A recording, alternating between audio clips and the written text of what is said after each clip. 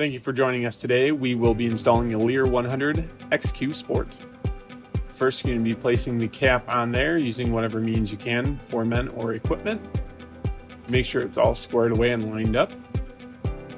Then you're going to go ahead and clamp that down on all four corners as tight as you can because it likes to slide around otherwise.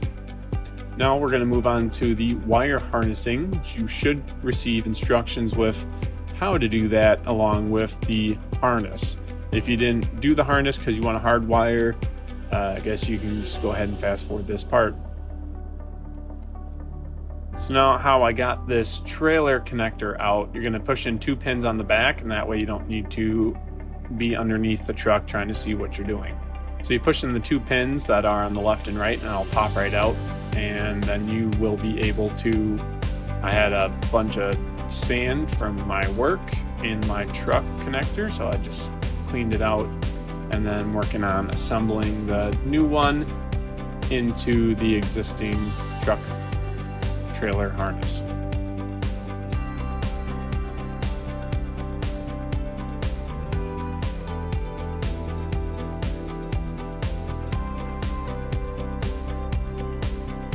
Now you can do this however you'd like. I'm going in through feeding all the cable and harness through and then popping it back into place, because you could have brought it out the other way as well, whatever works for you.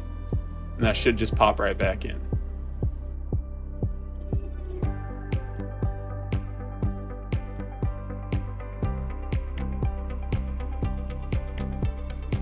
And once that harness and that connector are secure, you can go ahead and follow the rest of the instructions provided from Leer and get your plastic casing over the harness.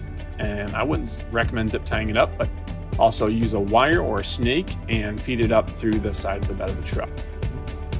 And then to get that wire up to the front, the lock and unlock, what we ended up doing here is we fed if your Ram truck has these boxes, what you're going to do is take all these screws out right there, the 4 screws, and then these also have a screw bolt in them. You're going to take those 2 bolts out. This whole drawer system will slide out, and then there's a little prop next to this screw, a little plastic piece that holds it in place, but I guess the 6 bolts probably hold it pretty well.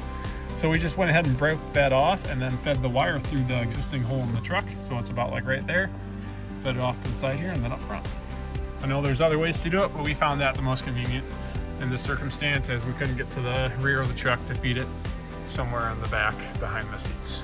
Using the Leer group instructions provided, or tag, we're going to find and hook up our lock and unlock, as this has already been done with the wire harness. If you have the wire harness, the third brake light is done with the wire harness in the rear of the truck. So we're going to find all this wiring, is going to have to pop open this stuff, and then this cap will come right off, which is this, and you're going to find your unlock and lock in here. And so as you can see, we got everything connected. You splice your blue and green right together, and purple and blue. Green and green purple and blue green together. Apologize. And what we're going to do is tuck all that back in and cover this all up and button it up. Just in case you have the blue or green wire mixed up the lock and unlock, you can go ahead in this photo here, use this lock straight on the back window and take the little cap off with the 3 screws and switch the blue and green wire around and put it back on, and you're good to go. Last but not least, the wiring in the back, when you're all said and done, make sure you tape that up really nicely and make that look clean and sharp and presentable. You don't want any loose wires that stuff or equipment can catch on that the customer might be using in the back there. And that's it. There you have it. You are all done. I would finish up by making sure everything is zip tied up underneath the truck and taped accordingly however you need to, and you're good. Thanks for watching.